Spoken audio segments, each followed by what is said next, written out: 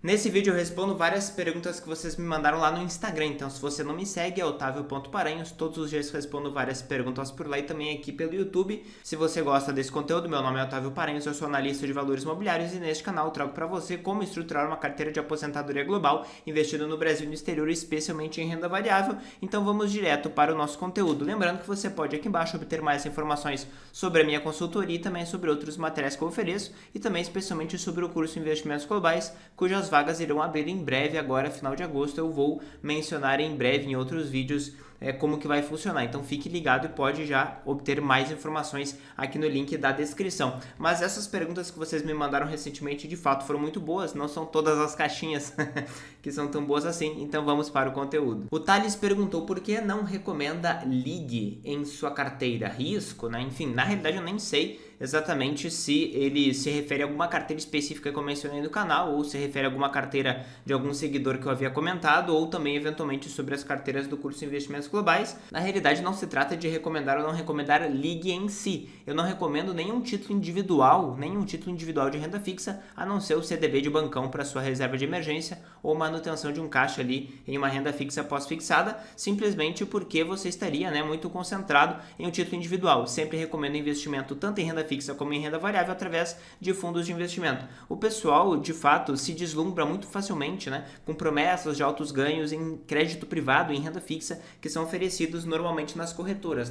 CDBs, CRIs, CRAs, LCIs, LCAs, com altas taxas, quando na realidade estes títulos de renda fixa que chegam para você são, realmente muito ruins, muito arriscados e que simplesmente não foram investidos pelos fundos de investimento.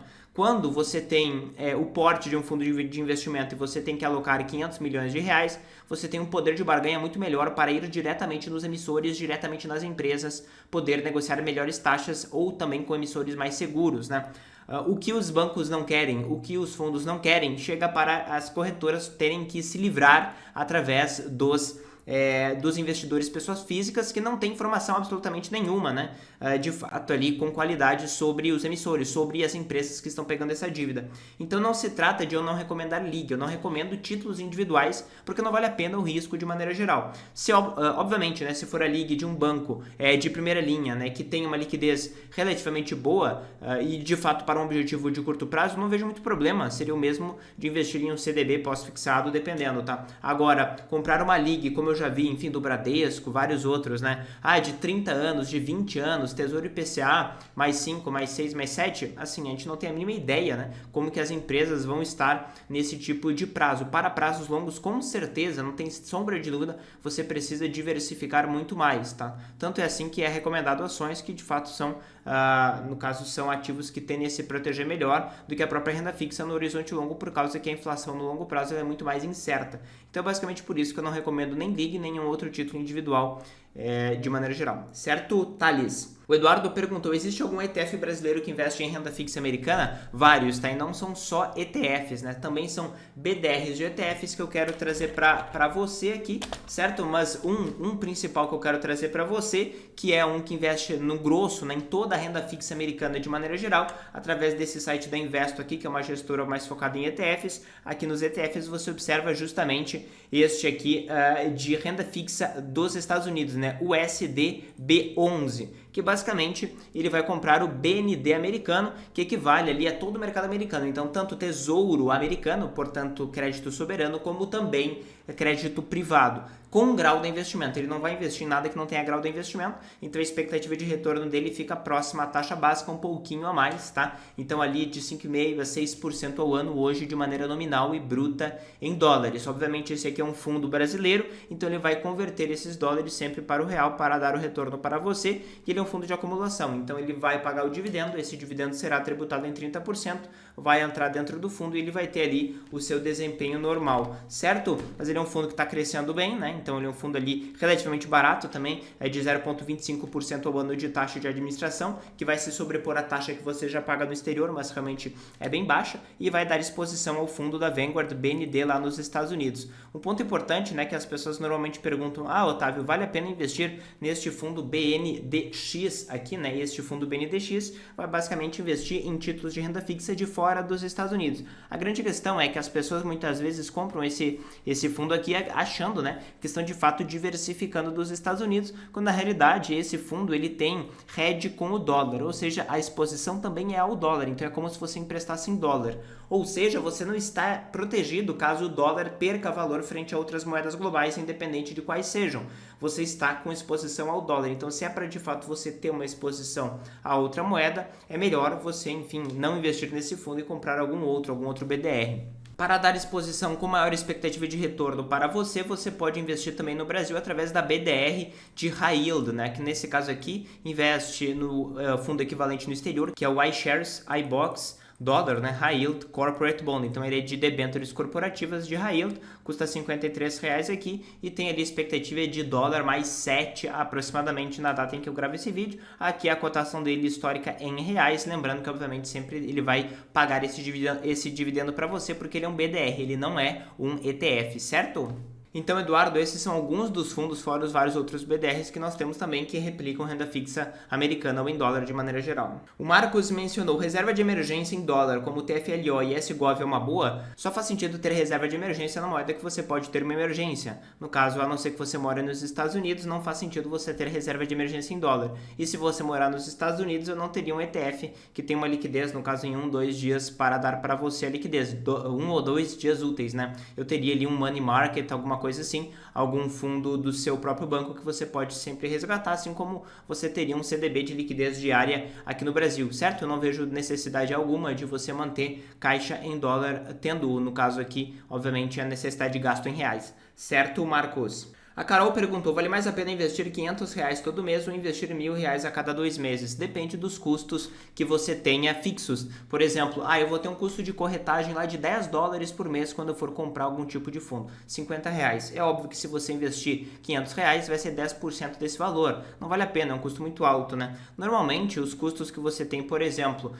na Interactive Brokers é de até $2, geralmente para operações no mercado europeu, de maneira geral. $2 vai ser ali R$10. R$10 de 500 vai ser 2%. Não vejo muito problema, tá? Mas assim, seria limite. O ideal, de fato, ali seria você investir R$1.000, no caso, portanto, a cada 2 meses você pode manter em caixa no Brasil rendendo o CDI. Não vejo problema nenhum. Se for algum tipo de corretora que você utilize que não cobra essas taxas ali de $2, $3, você pode simplesmente investir, porque de fato é muito barato, né? E você não tem um custo fixo, você tem custos proporcionais. A Avenue, a Nomad, que tem taxa zero normalmente em alguns planos, portanto você não vai pagar, né, um valor fixo, então você pode mandar e sempre vai ter um custo proporcional de spread, um custo, no caso nulo, né, de corretagem, certo, Carol? O Fábio perguntou qual o melhor fator na sua opinião. Fator, para quem não sabe, pessoal, é uma característica, um filtro que se aplica a um rol de ações. Tem o fator valor, por exemplo, que são empresas mais baratas do que a média, fator qualidade, né, que são empresas com uma rentabilidade operacional maior. Não existe melhor fator, tá? Por quê? Porque depende do nível de concentração que você utiliza. A gente tem fundos que são muito concentrados, como o Kival, como o Ival, até os próprios da Avantis, né, como a VUV, a VDV, os da Dimensional também, os da Pacer, que é uma gestora também muito concentrada, que naturalmente vão ter uma exposição a fatores muito maior, porque eles concentram mais. Ao invés de investir em 2.000 empresas, eles vão investir em 100 empresas, 200 empresas. Então é natural que eles sejam mais concentrados com maior expectativa de retorno. E não se trata de ser um fator que vai dar essa expectativa maior. Não existe isso, né? Normalmente, né, quando a gente observa os multifatores, que são, por exemplo, fundos de valor com filtros de qualidade, com filtros de momentum, né, com filtros de liquidez também, você acaba tendo o melhor dos mundos de maneira geral. É lógico que se você quiser colocar muito filtro, você vai acabar ficando eventualmente muito próximo, né, da média, caso você de fato não concentre. A maior parte dos fatores acaba entregando no médio e longo prazo de 1 a 3, 4%, dependendo do nível de concentração, acima da sua respectiva média neutra de retorno, certo?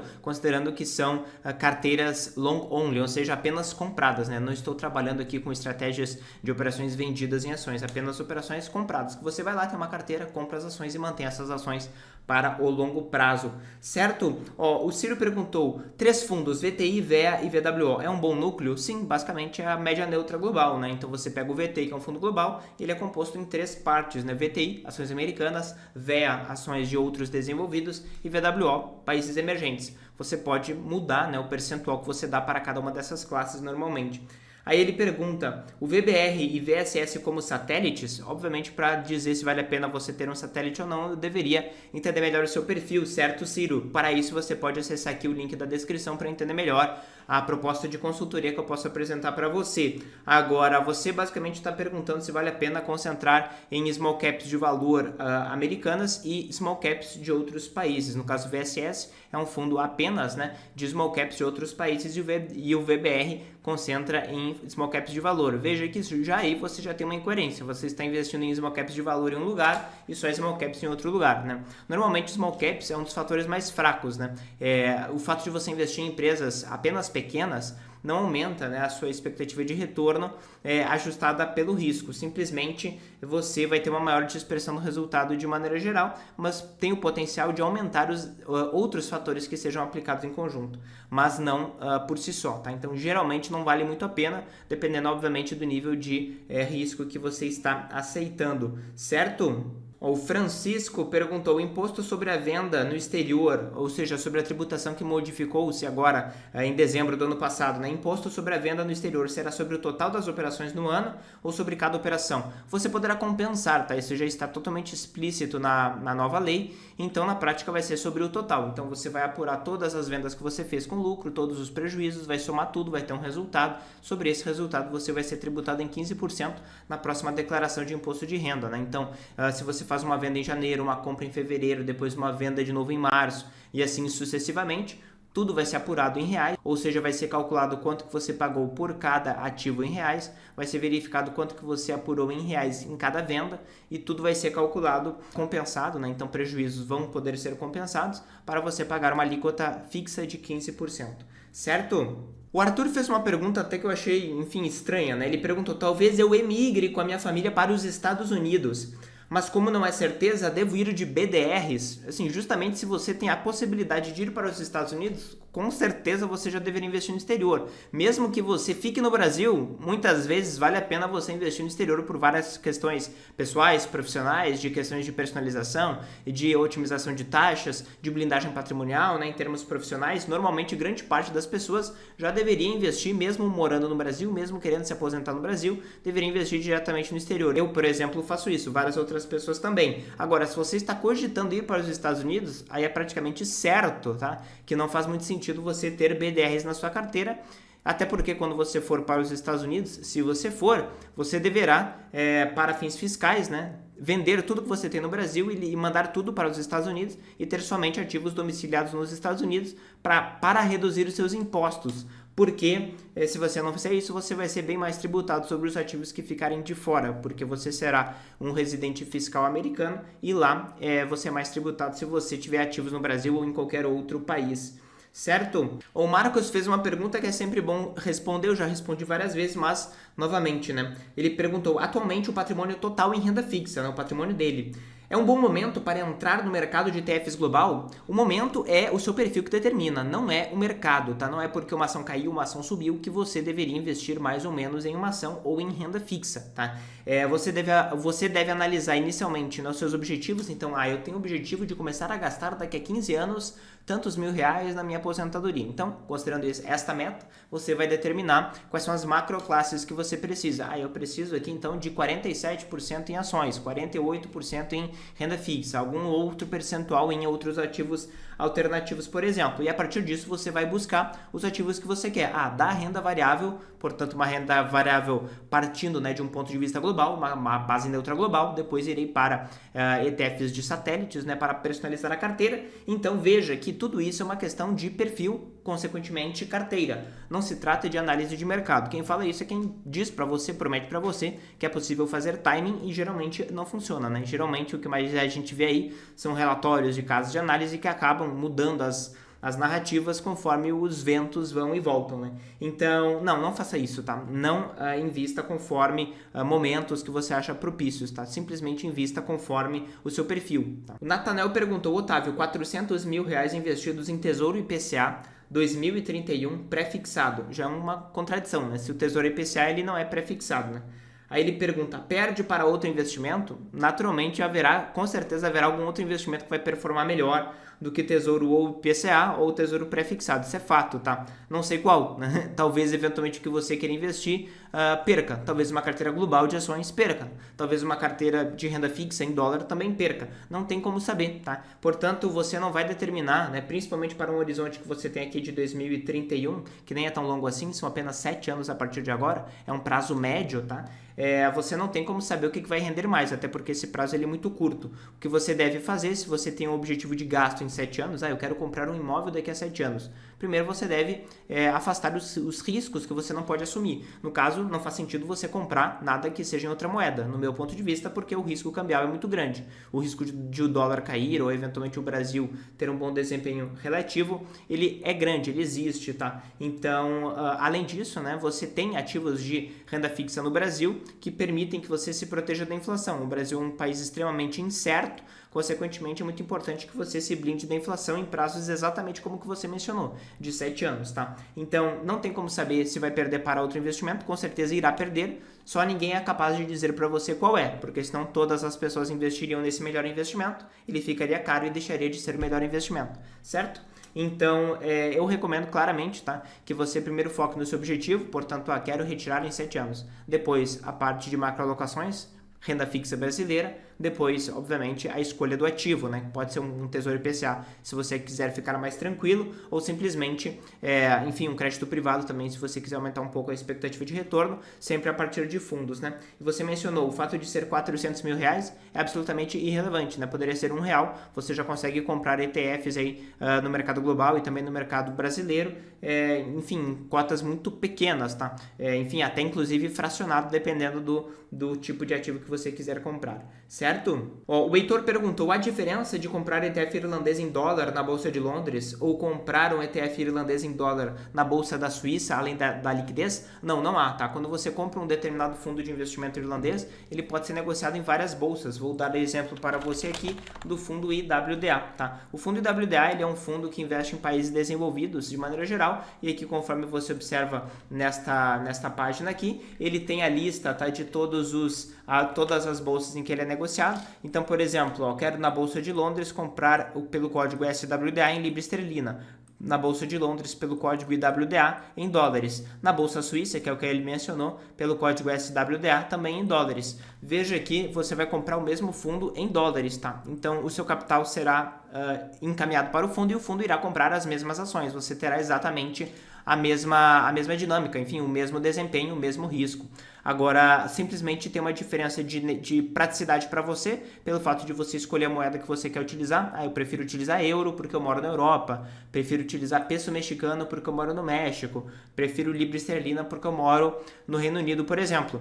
Então é uma questão de praticidade e também de liquidez, né? Aqui a Bolsa de Londres tem maior liquidez em dólares do que a Bolsa na Suíça, mas também é possível você comprar pela Suíça, certo? Então é só uma questão de liquidez na prática. Toda a proteção, todo o resto é irrelevante. E toda a questão também fiscal, né, que as pessoas elas se preocupam, também é a mesma, porque o que importa é o domicílio do fundo. Esse fundo ele é domiciliado na Irlanda, então não importa qual é a bolsa que você compra, nem a moeda que você utiliza, nem a corretora que você utiliza. O que importa é, de fato, o domicílio do fundo, que nesse caso é da Irlanda, certo? O Neto Guerreiro perguntou, é verdade que cada pessoa tem a sua própria inflação? Sim, é verdade. Conforme você observa nessa imagem aqui, você teve historicamente, nesse caso é nos Estados Unidos, mas historicamente tem várias inflações diferentes para vários tipos de produtos e serviços. Nos últimos 20, 30 anos, tudo que é saúde e educação cresceu mais rápido, né? Enfim, mensalidades de colégio, mensalidades de universidades, livros acadêmicos, tratamentos de saúde cresceram mais rápido do que a média dos outros demais produtos e serviços, do que a média da inflação de um determinado país, tanto nos Estados Unidos como também no Brasil, e vários outros produtos cresceram mais devagar, especialmente produtos físicos, né? Então eletrônicos, tudo que se refere a televisões, né? Até veículos, carros, né? Cresceram menos, ou seja, tiveram uma inflação menor do que a média. Então depende do que você compra, você vai ter uma inflação maior ou menor, tá? Então quando a gente trabalha com IPCA, a gente trabalha ali com a média de famílias que ganham até 5 salários mínimos, por exemplo, mas tem variações dependendo do índice que você utiliza. A maior parte dos índices no Brasil tem variações muito próximas, porque de fato são índices muito amplos, né, que consideram grande parte das cestas de consumo do brasileiro médio. Naturalmente, você não pode ficar refém, né, tanto do Brasil, você não sabe como é que vai ser a inflação no Brasil, e você também não sabe como é que vai ser a política, tanto local, né, em termos ali de eleições, a gente não sabe o que pode acontecer, né, enfim, o Brasil pode ir para um caminho que eventualmente as pessoas não gostem muito, né, isso aí já pode estar eventualmente acontecendo, mas também o contrário, né, tanto para um lado, para a direita, como para a esquerda, nós não sabemos o que vai acontecer, nem no Brasil e muito menos no exterior, né, que inclusive está realmente bem crítica a situação nos Estados Unidos em termos políticos, né, a gente não sabe bem qual é o caminho que eles vão tomar, inclusive em termos fiscais, né, o pessoal fala muito do Brasil, mas também os Estados Unidos estão em uma situação bem complicada. O dólar ainda, obviamente, tem o poder hegemônico, né, de moeda de reserva global, ele é muito demandado, então ele ainda assim é muito forte, mas o governo americano não tem feito muita coisa para que ele se mantenha nessa condição. Então, você precisa se proteger, isso é absolutamente essencial. Então, se você se interessa por de fato proteger o seu capital, já pode começar observando vários outros materiais gratuitos que eu disponibilizo aqui para você, e também se inscrevendo no canal e ativando as notificações para você não perder nada que eu coloco aqui. Valeu!